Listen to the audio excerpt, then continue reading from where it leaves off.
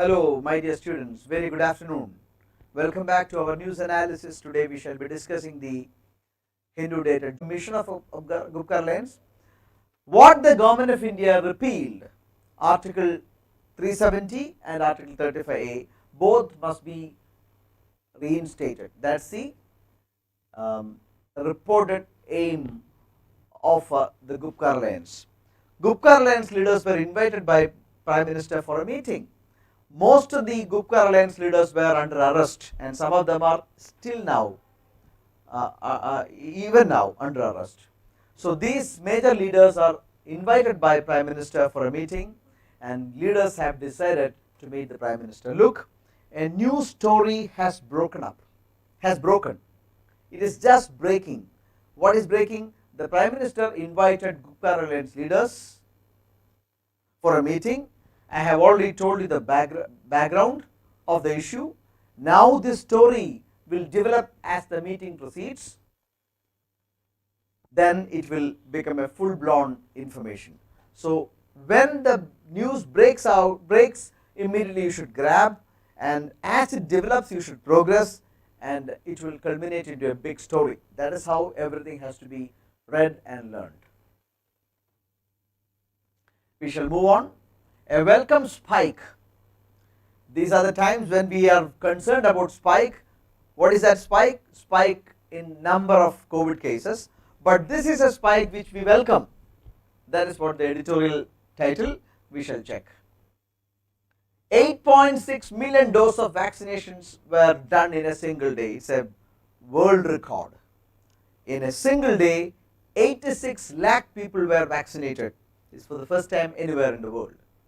Okay, but there are criticism which says that government has not been vaccinating people for a few days. They accumulated vaccines, and one single day they vaccinated to get into the news.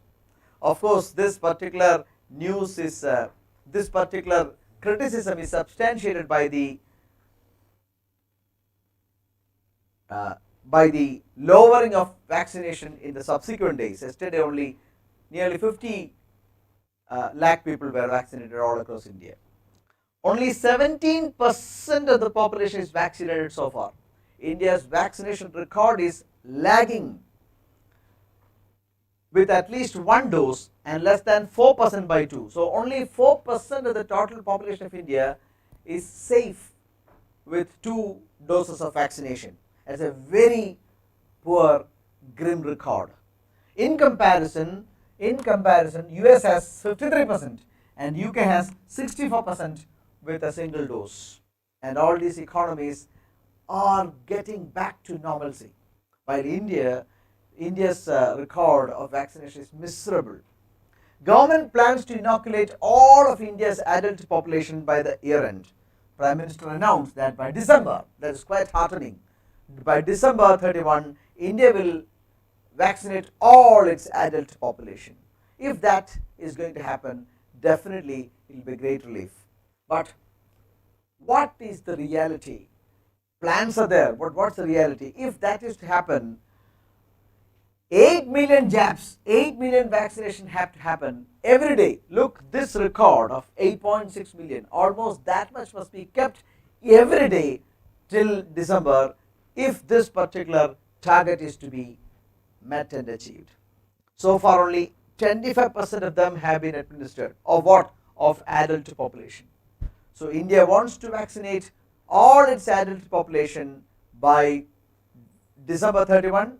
Only 25% have been vaccinated so far. To reach 944 million adult population of this country, at least 8 million doses have to be administered daily until the year end, which is very, very, very, very difficult task. Hope that vaccination production will be enhanced and government will be very serious about vaccinating all adult population. We cannot wait any longer for the normalcy to be back, otherwise economy will be in deep difficulties and it will reach a level where we cannot come back. Policy creep. Over-regulation risks retarding growth and job creation in e-commerce sector. A very important editorial which Hindu has reflected upon, and this is it all about. Very important read. Government notified Consumer Protection e-commerce rules 2020, a year ago.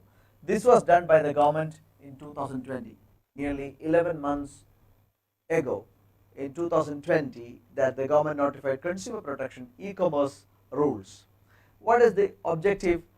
To protect interest of consumers, encourage free and fair competitions in the market. E-commerce, everybody knows, transaction through online. So to protect consumers' interest and to make sure that there is free and fair competition in the market, the government has come out with these e-commerce rules. The norms include: 1. Appointment of a chief compliance officer, that is number 1. A nodal contact person for 24/7 coordination with law enforcement agencies, that is the main objective. Second, requiring e-commerce entities offering imported goods or services to incorporate a filter mechanism to identify goods based on country of origin. Listen, very important, country of origin. E-commerce sites, when we ask for a product, that data should contain whether the product is made within India or from outside. That's called country of origin. That must be mentioned. And suggest alternatives to ensure fair opportunity for domestic goods. So I am trying to buy a television online. Then immediately this particular rule will mandate that I must be passed on an information where this TV is made in. And also the suggestions for domestic TVs also must be given. That will give a fair chance for domestic manufacturers. Third, mandates fallback liability on marketplaces in the event of non-delivery of goods and services. Somebody has applied and paid money, but services or goods have not been given. In that case, there must be a fallback liability on marketplaces. Third, registration of all e-commerce players. These are the 4 objectives. Those who are preparing for probationary officer examination should know all this. What are the 2020 e-commerce market regulation asked for? The Hindu says that these show government's increasing keenness to exercise oversight over online platforms. Hindu editorial says, this particular editorial that we saw says that apparently these objectives are very reasonable and needed, but equally that it implies, it shows the government's intention to tighten the grip and a keenness to exercise oversight over all online platforms.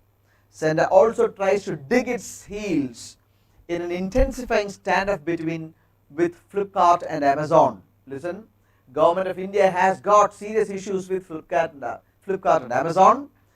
They are battling in the court in an attempt to buy CCI, Competition Commission of India. CCI is a regulatory agency. CCI oversees whether there is any issues of competition in the marketplace. So CCI is probing into business practices of Flipkart and Amazon, and government wants to tighten its grip over these 2 companies also. So these are the essence of this particular editorial. Please read and have good ideas.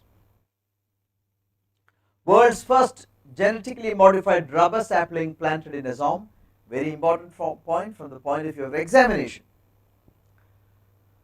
Developed by Rubber Research Institute,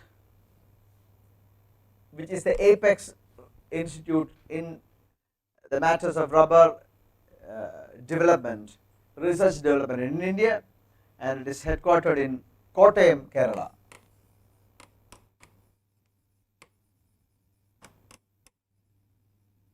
is Apex Rubber Research Institute in India. This particular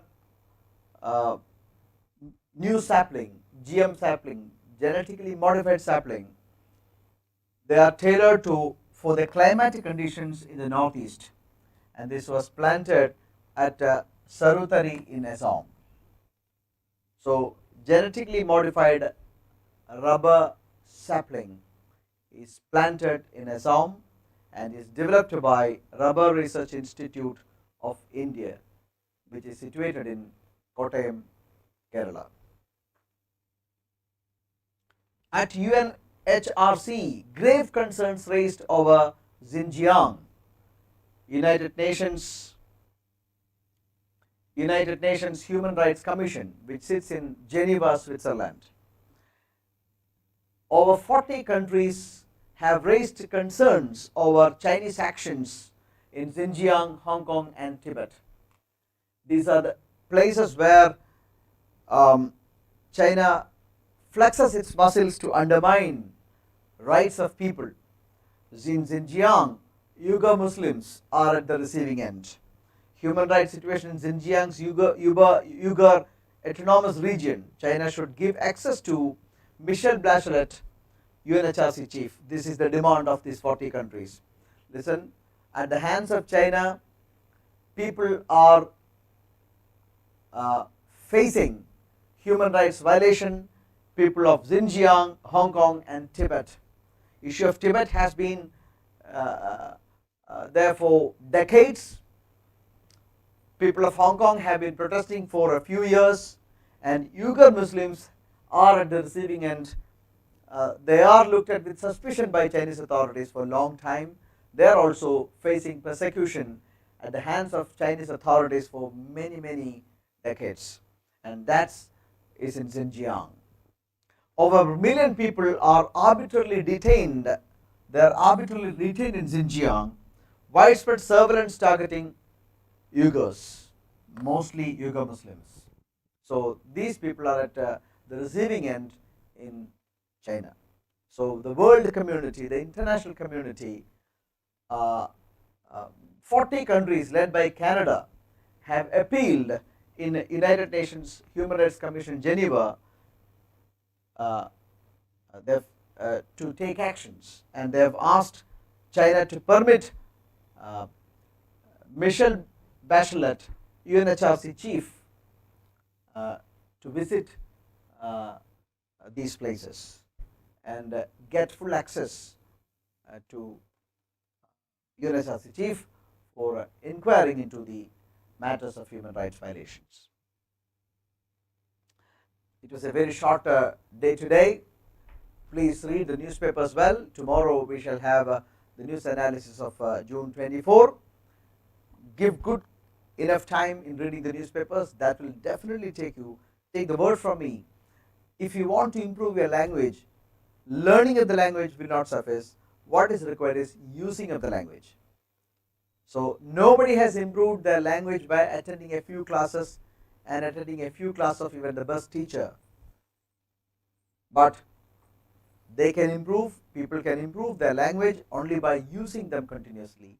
And there is no better way than reading the newspapers, especially those people who prepare for current affairs and competitive examinations. So thank you very much. We'll meet again. Goodbye.